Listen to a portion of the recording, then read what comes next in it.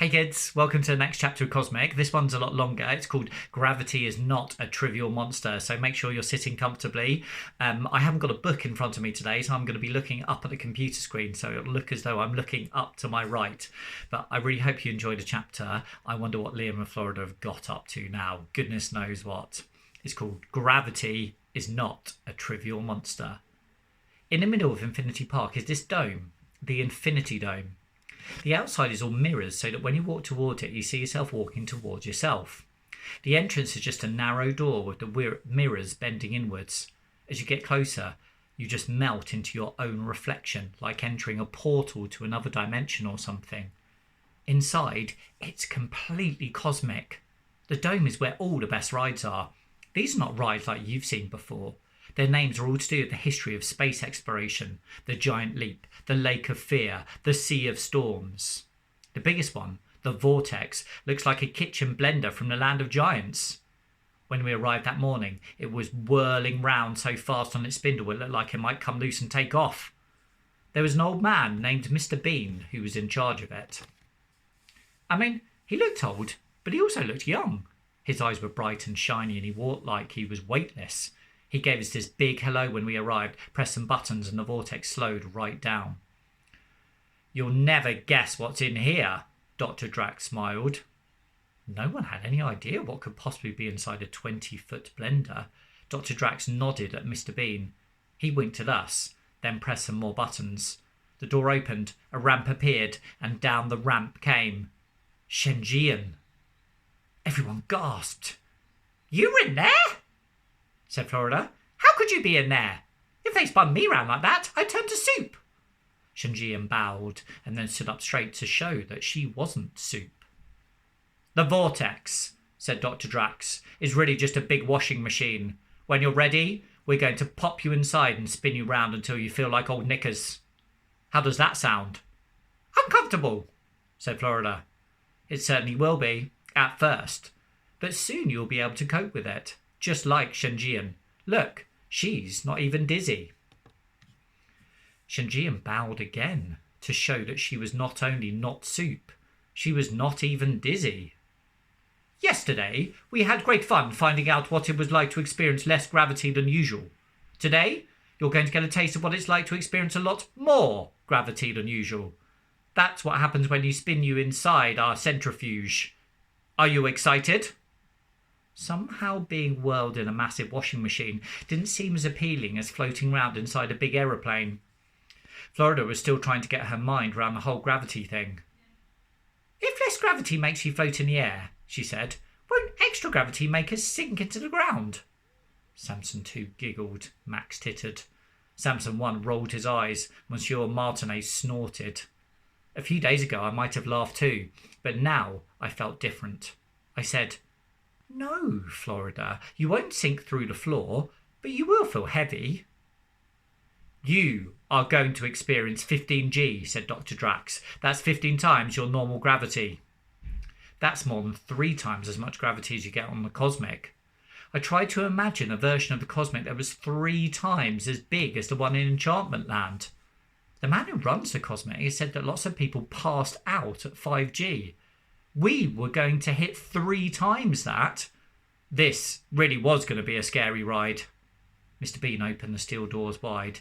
Inside was a big metal arm with a little seat on each end. If Orgrimmar Doomhammer, Orc Lord of Durotar, had made a seesaw, then this is what it would have looked like. "So," said Dr. Drax, "you'll weigh 15 times more than you normally do." Florida put her hand up and said, "Are you saying we're going to put on weight?" They all giggled again. Florida didn't react. She knew they were going to laugh at her, and she still asked a question because she wanted to know. I said, "You will put on weight, but you'll lose it again the moment you return to normal gravity."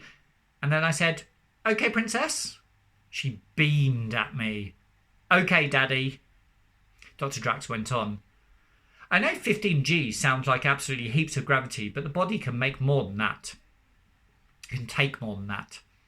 David Purley, the racing driver, once experienced 180G and lived to tell the tale. If he can do it, then so can you." Samson 1 said, That seems like a lot of gravity in a car. How did he do that? He drove straight into a brick wall with his throttle wide open. He was doing 107 miles per hour. Now then, who's first? Are you sure he survived? Yes, he did. Or did he? I'm not sure. Anyway, rockets are much safer than cars. Samson 2 said, Are you sure rockets are safer than cars? Of course they are, said Florida. They don't have brick walls in space, do they? Monsieur Martinet wanted Max to go in first because that's what winning is all about. But Max wouldn't budge. And when his dad tried to shove him in, he just kept shouting, No, I don't want to. Monsieur Martinet was hissing at him. You're embarrassing me. Eddie Xanadu tried to bribe Hassan to get in. Hassan wasn't moving either. His dad was snarling. You're making me look like a fool. Samson 1 tried to explain to Samson 2 that gravity was just a natural force and nothing to be afraid of. That wasn't working either. Even though his dad was growling, Think of your reputation. I said to Florida, We should go on first. Show them what a good team we are. I'm not going in there. Did you ever go on the Cosmic? No, it was too short, remember? Pepsi Max? Queue was too long. Traumatizer? Too scary. Well, I've been on big rides, and this thing here is just a big ride. Do what you want to know what the worst bit of the big ride is. Do you want to know what the worst bit of a big ride is? What?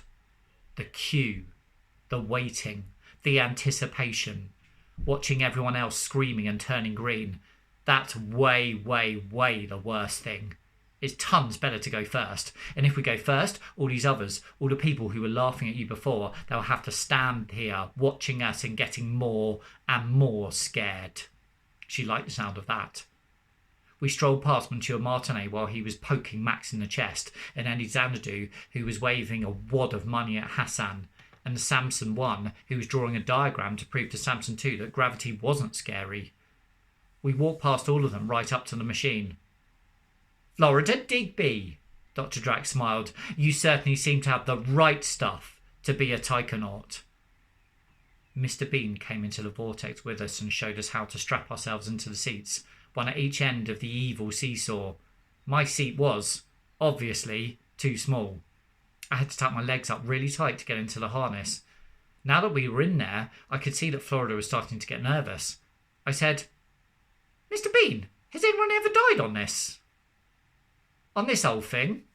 No, sir, not a one. He taped some wire things to the ends of our fingers. Please don't say, but there's always a first one. Well, now, I'm going to make sure that you're not the first. I'm going to monitor all your heartbeats and whatnot. You start to malfunction, I'll stop the whole thing. For a while, nothing happened. It was just really, really quiet. Florida said, I'm really, really scared now. But just think, if we're really, really scared, they must be really, really, really scared. And in a few minutes, we won't be scared at all. You'll be all right, princess. Actually, you can stop calling me princess now. It sounds weird when you say it. Thanks all the same. There was a deafening thunk. We both screamed. Our chairs jumped sideways and stopped dead. Phew, I thought, it's broken. Then it started. If you've ever been on a Cosmic, you'll know what 4G is like. You feel a bit sick and scared, but if you spread your arms out and pretend you're flying, you feel better. As you blast into the air, you can think, this is bad, but this is as bad as it gets. It gets easier any second. But the vortex was different. On the vortex, 4G was only the beginning. A voice came over the loudspeaker, telling us we were now at 5G. You can't spread your arms out at 5G. You can't move them at all. It feels like the air has turned to concrete and you're stuck in it. It's hard to breathe, but you think, we must be near the end now. We must slow down now. But we didn't slow down. We just went faster. The voice said we'd got to 8G. Now my eyeballs felt like little shriveled raisins. I could see anything except a muddy blur. But still we didn't stop. We went faster. At 12G you feel flat, two-dimensional, like Itchy and Scratchy run over by a steamroller. I thought I was dead. I was even starting to enjoy being dead when I heard the voice again saying we were now at 15G. The sentence didn't come and go like an ordinary sentence. It seemed to stay in my ears, steady like the noise of a humming top. Then my chest exploded, but the air was so thick that all the bits of me couldn't fly away. They just stayed there, in the same shape but not connected anymore. Then we slowed down. And that was just like itchy and scratchy too. When the steamroller's gone and someone comes along with a foot pump and pumps them back up to their normal shape and size. Amazing. For a minute I didn't say anything because I thought if I opened my mouth I might deflate again. I looked over at Florida and she said something like, "Ha ha ha ha! Woohoo!" And I said, "Cock-a-doodle-doo!" Which is not something I usually say. The door opened. I was so proud of us that I tried to stroll out and swagger past the others. Unfortunately, I seemed to have lost my swagger control skills and end up swaggering sideways. "Sit down, Florida. Sit down, Mr. Digby. Take a rest. You've done very well." I think she probably meant us to sit down on something, but as soon as she said it, I let my legs go, and so did Florida. We just sort of plonked ourselves down on the floor. Monsieur Martinet was still hissing at Max. Eddie Zandu was pleading with Dr. Drax to let Hassan be excused. Dear little Hassan really doesn't want to do it. I'm afraid dear little Hassan will have to do it, unless he doesn't want to go to space.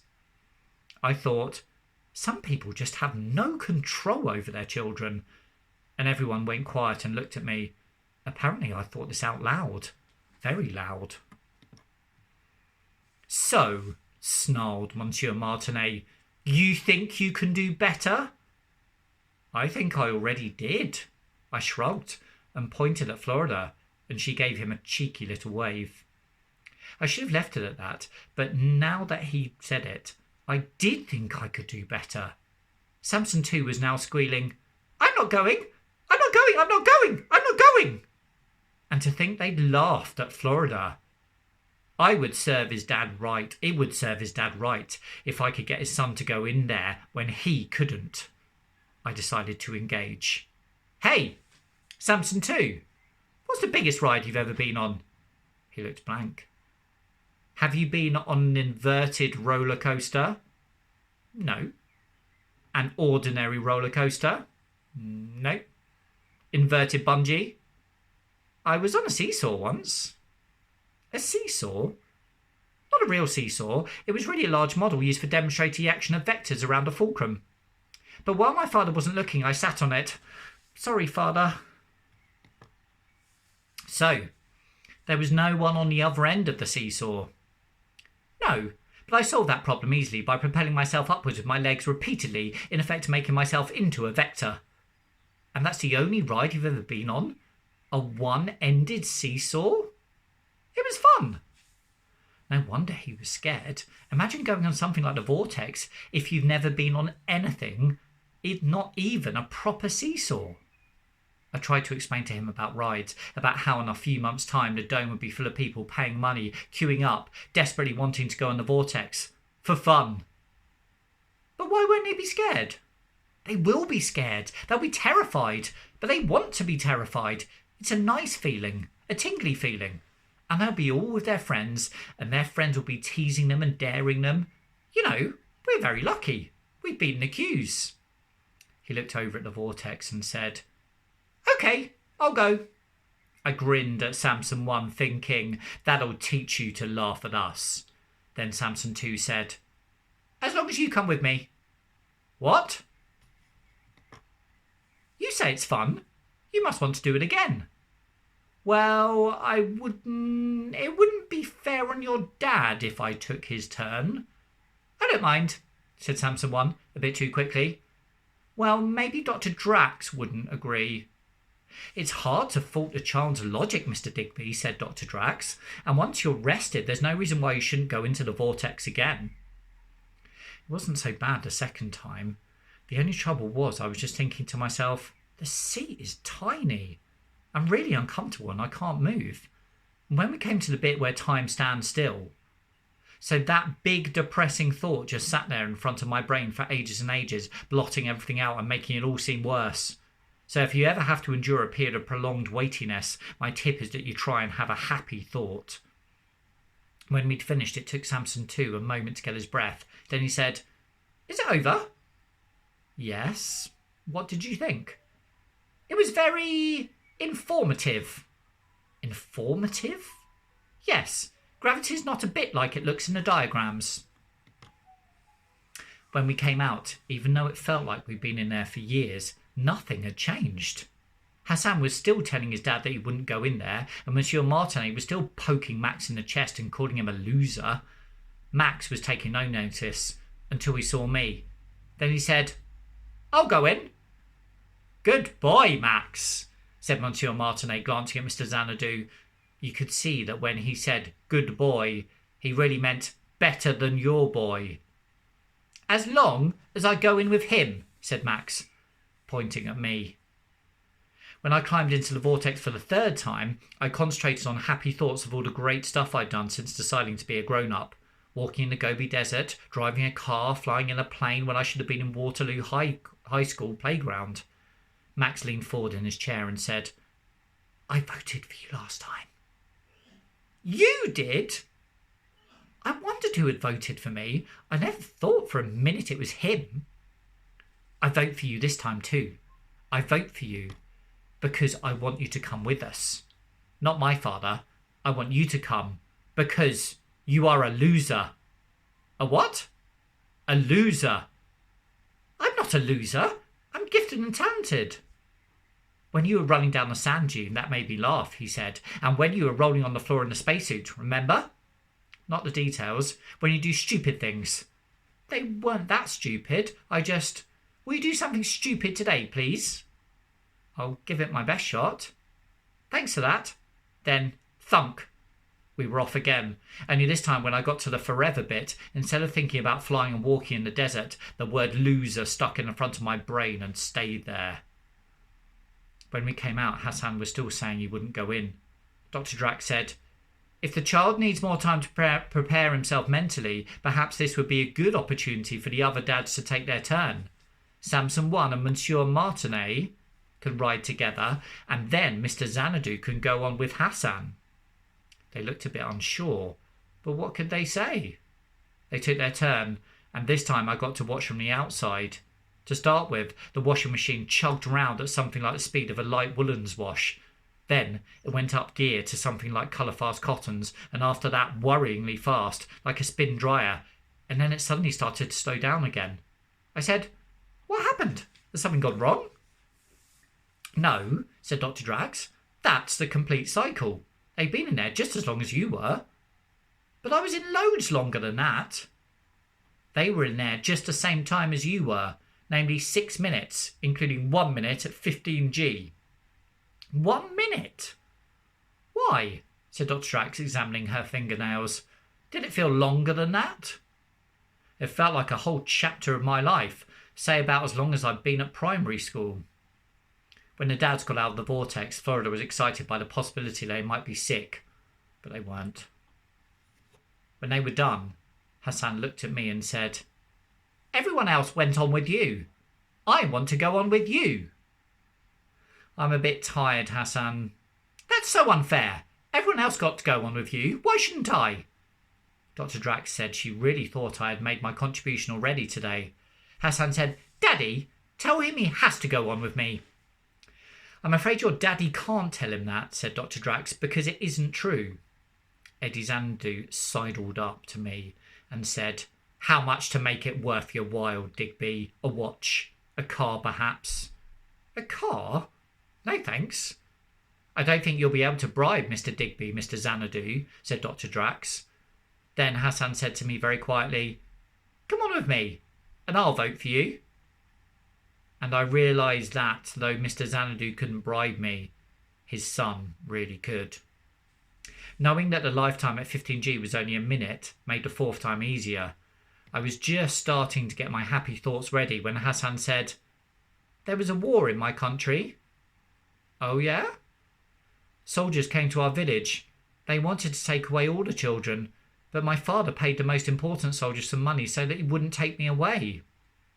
You could hear the engine warming up outside. Hassan started to talk more quickly. That's why he loves money, because it can help. Well, fair enough. And the reason he always wants more money, I watched all my friends being taken away, all the children from my school. I watched our house burning down. He told me this, and then the engine started, and in my head I saw Glenarm Close, Bootle, all in flames, and Mum and Dad and Florida all being taken away by soldiers. That's what I was thinking when I got to the forever bit. I was still thinking about it when the ride was over, but Hassan was grinning. He said, "That was fantastic! I could do that again."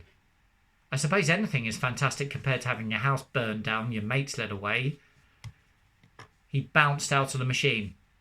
"Don't forget to vote," I called after him. Scores. Me, 6. Eddie Xanadu, 6. Monsieur Martinet, 2. Samson 1, 2. Everyone had voted for me. I hope you enjoyed the chapter. Bye guys. Stay well.